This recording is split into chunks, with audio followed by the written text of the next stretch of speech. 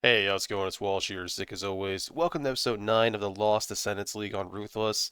Storm Raid of the Conduit has been quite the adventure so far. It's kind of weird how bad this character was in the beginning, and now it's just starting to feel really nice. I have to tell you, once I actually manage to get some evasion on this character, it's going to feel so much better.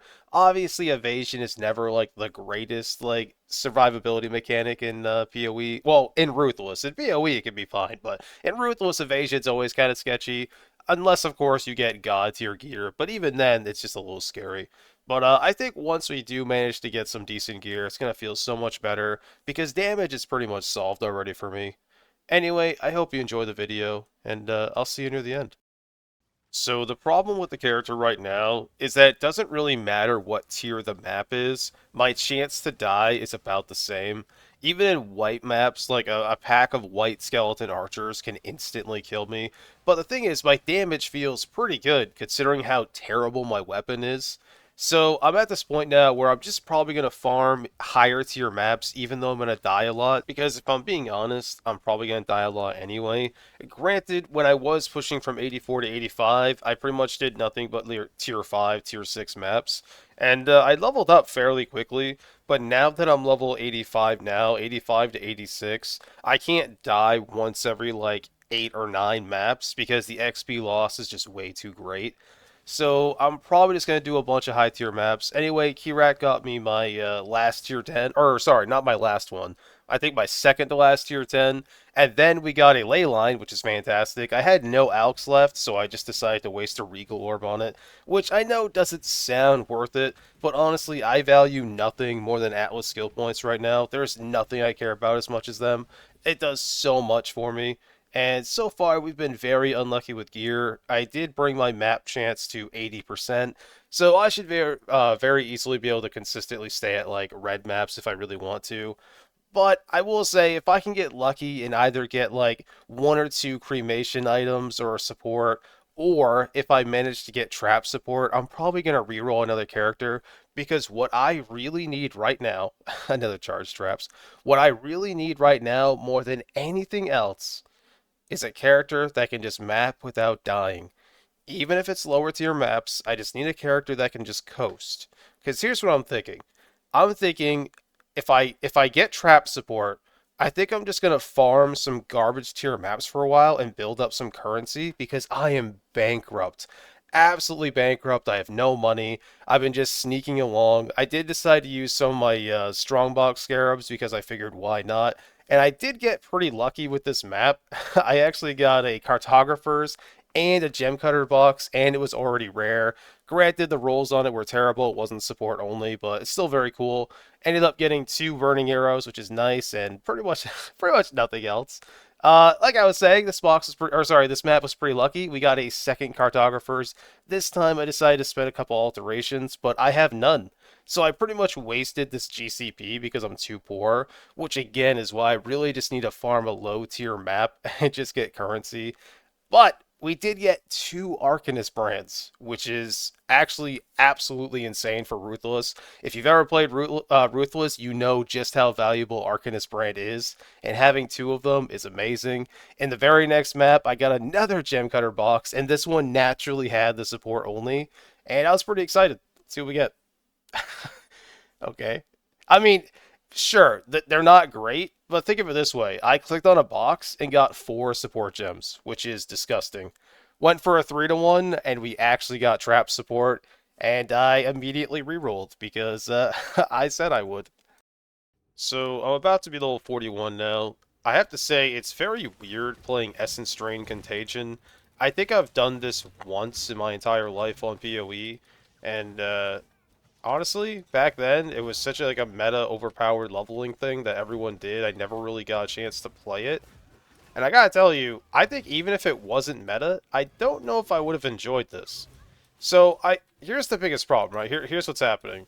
So for my damage to start, I have to throw the trap, wait for the trap to hit the ground, then the trap gets triggered, and then the damage over time effect starts. If you've ever played a dot build, you already know that when you're playing a dot, you pretty much always get hit by the first pack. Granted, there are some outliers to this, but generally speaking, if you're playing a dot character, everything that you see is going to have a good chance to hit you before you kill them, just because you're not, just instantly doing like a ton of damage. Which is fine, that's just part of how dots work. But once you add traps on top of that, it kind of becomes a mess.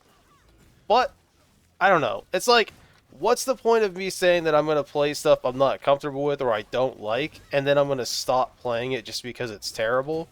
So, yeah, I'm not going to do that. I'm going to try to get this... I'm going to get this character to maps no matter what, and then I might take a break and switch back to my Storm Rain character just for a bit, just to, like, think about what I'm going to do.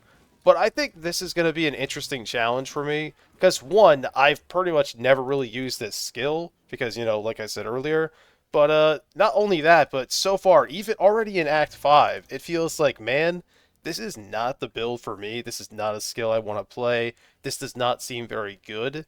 And I think because of all of those reasons, I should play this character. So I'm going to. The campaign is going pretty well. It wasn't a nightmare or anything like that. Act 7, by far, was the worst part in the entire campaign. When you have to go down the temple and fight Flicker Strike spiders for like 6 floors. I'm not kidding you. I died there like 20 times. Even the tiny white spiders, they can Flicker Strike, and I would be dead instantly.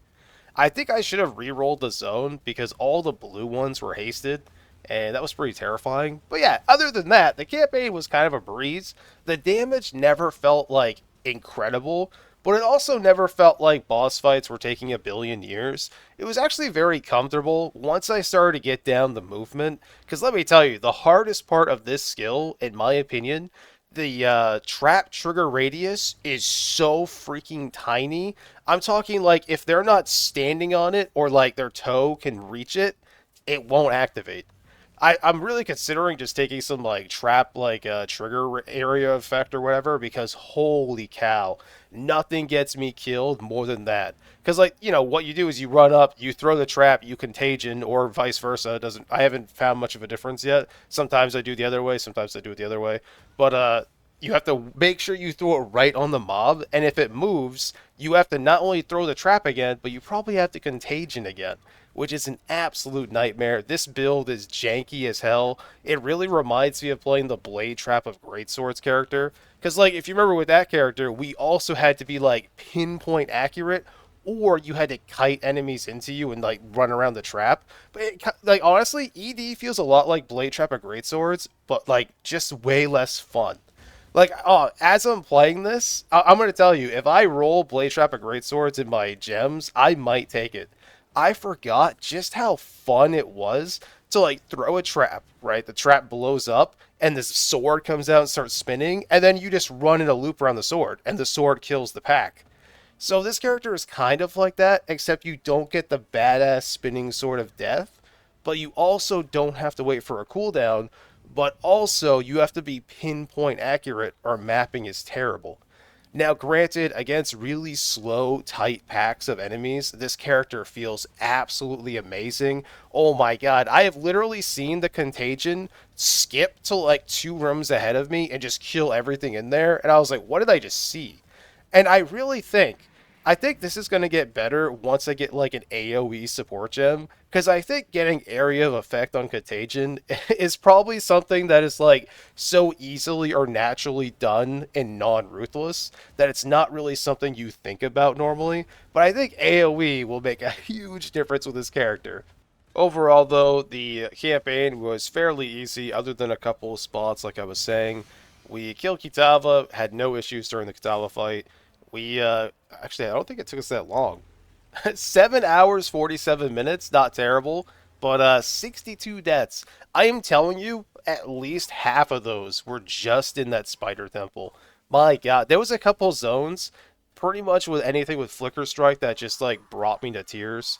Anyway, though, got to maps. Mapping feels pretty amazing. We are using the cane, which gives my damage a huge jump. The other thing I didn't even like realize about cane, because I've never used it, is it just gives you crazy mana regen. Like, you wouldn't think that that mana regen it gives you just for your 3 power charges is very much, but it really is. I absolutely notice it. Anyway, though, mapping is going pretty well. The damage is definitely kind of spotty. Oh, it's a nice. Why is it fire and cold? But yeah, mapping feels pretty nice. Every once in a while, I kind of get stuck on some enemies, but I haven't really taken all my damage stuff. And you all, oh, Alpha Scarab, my first one. You also have to realize my ascendancy does like literally nothing for my character right now, and it probably doesn't ever at any real point. But I gotta say, the damage feels pretty decent, and I can absolutely see why someone would enjoy this. I kind of want to play this character if I unlock Occultist. I mean, I'm hoping to, but it's gonna be hard to hit 90 on my Archer, on my Stormrain character, I mean. But this character, I could see. Anyway, I was trying to 4-link my body armor. I used one fusing and accidentally 5-linked it. I am sorry I didn't record it. I have been struggling to get like 3 and 4 links on gloves and my helmet all league. Like seriously, the entire league. I spent 11 fusings on my helmet to get a 4-link. It was terrible. But so I wasn't expecting to just randomly get a 5-link. But yeah, sure we have one. The odds of me ever being able to use it is basically zero. Because you have to remember, I need like 3 or 4 blue gems, and the rest has to be green. So I have to roll on a strength evasion armor 3 green, 3 blue, which is not fun. Anyway, though, I'm doing rare tier 4s now, which feels great. Not really struggling with anything on this character now that I've gained a few levels, and now that I've put this armor on pretty much, feel a lot better. I got my first unique jewel of the league, which was 2 dust, which I'm never going to use. Probably just going to vendor it for Alex shards, but I'm going to wait because if I vendor it and then, like, for some reason I play a skeleton character, I'm going to be so mad. And I have 3 to 1 or vendor so many things that I've regretted later. I'm just going to hold on to it. I'm going to be a little patient. Oh, fire, cold, chaos, and a little bit of life. I will take that. I mean, I'm not going to wear it on this character, but it's not too bad. Anyway, mapping is going well. We're already level 75. I did have to take a few breaks, so I lost a lot of time playing. But, yeah, overall, we're leveling pretty quickly. First heavy belt I've seen in a very long time. Can you guys stop attacking me, please? Hey, it's a okay belt. Sadly, that belt is the best one I have found in this entire league. But, I'm not going to complain. That's really good for my Stormrain character. It's not good for this character, but hey, I'll take it. Like my 6th minefield, sure. Oh, I needed that. Hey, if you made it this far in the video, I just want to say thank you so much for watching. I really do appreciate it. We are 47% of the way to 76. This character just feels awesome. I enjoy playing it, and most of my gear is just downright terrible. I mean, there's nothing on this. I'm wearing a Belted Deceiver at 75. This has no res, no life on it. Obviously, my weapon and my body armor are kind of disgusting. Let me tell you, as soon as I put this body armor on, I pretty much just don't die. The only thing that kills me is poison and degens, which I do need to fix my flask because if I get bleeding on me, I just die so fast. I actually have a poison flask on me because like one stack of poison just kills me. I don't know why. I obviously my chaos res is like not good, but most of the time I'm just negative 60 and I'm okay. So I don't know what's going on with that. But other than that, it feels pretty good. But yeah, my gear is terrible. I did steal my rings off of my Stormrain character. And at first I was like, oh yeah, I just want to wear some nice rings. But I did forget about the rarity. This ring is stupid. What is this ring? Like, look at this thing. I obviously it's not perfect because it has like a very well. Actually, you know what? I was gonna say it's not perfect because of the accuracy, but having tier 1 accuracy on a ring is really nice for my Stormrain character. It actually saves me like 2 or 3 skill points. But for this character, obviously it's not very helpful. But 43 rarity, my god, that is so good. Really happy but also sad about 5-linking my body armor. Like, yeah, it's really cool to have it, but like I can't use it on any other character but this one. And there's like no way I'm gonna hit 3 blues on this. I mean, don't get me wrong, I'm gonna keep trying because if I do, I would be in heaven. Imagine 5-linking this right now. Like already, this like the damage feels pretty good. Feels pretty nice. It's not like disgusting or anything like that, but for a 4-link, very happy with that. Also, I think the cane gets like overshadowed by gear very easily in non-Ruthless. But in Ruthless, this thing's kind of disgusting. Like, getting 2 wands to be better than this staff is not easy. At least not right now. Maybe it'll be easy later on. But right now, there's no chance in hell I could beat the damage on this.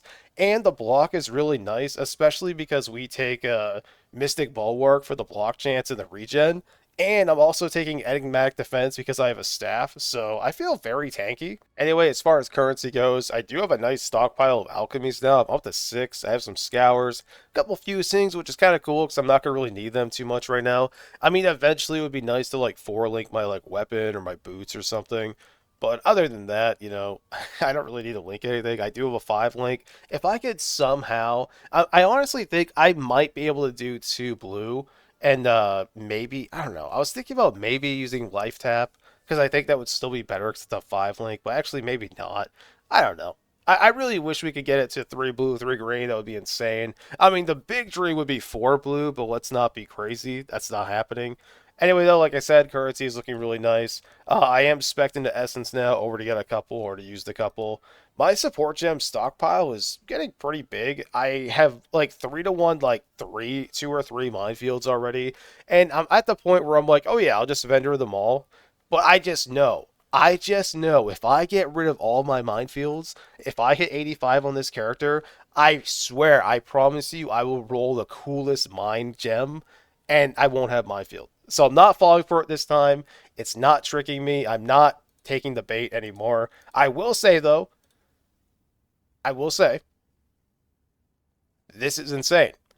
And I truly think if I can somehow get some gear like for like a nice body armor, some insane boots, or a really nice belt, I really think we could make this work for Storm Reign of the Conduit, and I think the damage would be wild. It won't help, like it won't really help me stay alive, but dude, I didn't even look up how much level 30 added lightning does because I don't want to know until I put it on. But I feel like that's gotta be one of those support gems that scales insanely. I could be wrong. It could be like a joke and it's like terrible. But like I'm choosing to believe it's gonna be awesome. But I'm not gonna look until I finally 4 link it. But yeah, I am on the lookout for a really good pair of boots and boots, belt, gloves are insane, but like I could get more life on them, but it's gonna be hard to replace them. This is actually the amulet from my Stormrain character. It's got nice res and a little rarity, but man, having no life, like 0 life, is just brutal. Anyway, map pool is looking great. I can infinitely run tier 4s, tier 5s, tier 6, tier 7. I could even go higher, but I'm not on the Stormrain character. Like, I feel like I could clear tier 10s on this character, but I really think I'll die more. I could be wrong. This character does feel very tanky outside of poison, like I was saying. But I don't know. I just want to do lower tiers, build up my map pool. Plus, once I get to higher tiers, I have to switch back to my first tree, which, if I'm being honest with myself, is the main reason I don't want to do higher tier. I really want to go on my second skill tree. I don't know why. It's just so, like, mapping is so much more fun when you know, oh, if I see a Strongbox, it might be like really fun. Or, oh, I see Alva, hell yeah, it's going to be nice to clear and I can start building a temple. You know what I mean? Because, like, yeah, the first tree feels amazing because, I'm getting crazy map drops. Like, every map is, like, pretty much guaranteed +1, which on Ruthless is amazing. That's why you want Watchstones so bad. That's the main thing they do for you. And it saves you skill points. But yeah, like, this tree is great. It helps so much. But man, the second tree is just so much more fun. But anyway, thank you so much for watching. I do apologize this video came out so late. I have been, working on this character. The thing is, right, I almost just like half leveled up my this character, then went back just so I could finish the video early. But I really wanted to get this character the maps and start playing it. But anyway, thank you so much for watching, and hopefully I see you tomorrow.